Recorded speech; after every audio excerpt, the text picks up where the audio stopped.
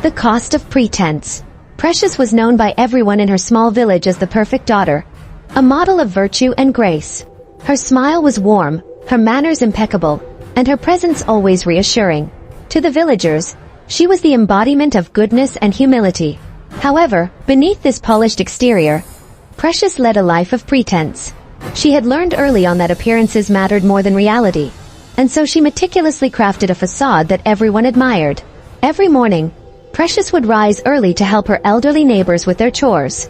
She would fetch water from the well, sweep their compounds, and ensure they had enough firewood. To the villagers, this selfless service was proof of her kind heart. But for Precious, it was a calculated move to solidify her reputation. At home, Precious' parents often praised her to their friends and family. "Our Precious is a blessing," her mother would say with pride. "She is always so thoughtful and caring." What they didn't know was that Precious' room was filled with hidden secrets. Designer clothes bought with money she claimed to be saving, letters from secret admirers, and a diary where she penned her true thoughts and desires. In the evenings, Precious attended church and participated actively in all the youth activities.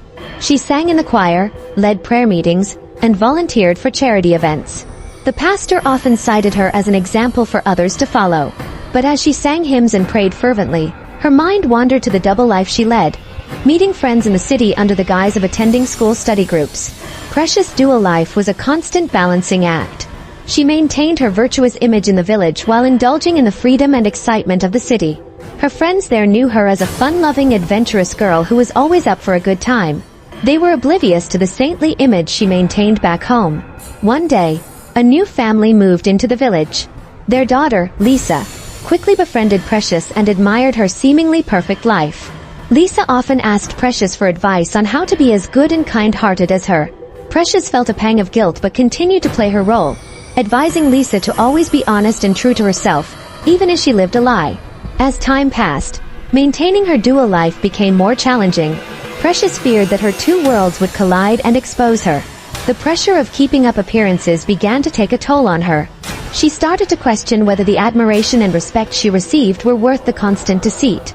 One evening, during a village celebration, Precious saw Lisa standing alone by the river, looking pensive. She approached her and asked what was wrong.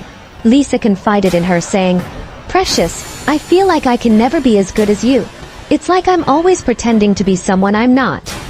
Precious was taken aback by Lisa's words. For the first time, she saw herself in Lisa's struggle. She realized that by living a life of pretense, she was setting an impossible standard for others to follow. In that moment, she made a decision. The next day, Precious gathered the villagers and her family. With a trembling voice, she confessed her double life, revealing the truth about her actions and intentions. There was a stunned silence, followed by murmurs of disbelief. Precious braced herself for their judgment. But instead of condemnation, she was met with understanding. The villagers appreciated her honesty and admired her courage to come clean. Her parents, though shocked, stood by her, proud of her decision to be true to herself. From that day on, Precious vowed to live authentically, no longer hiding behind a facade. She learned that true goodness comes from being honest and genuine, and she inspired others to do the same. While her journey wasn't easy, it led her to a place of inner peace and true acceptance.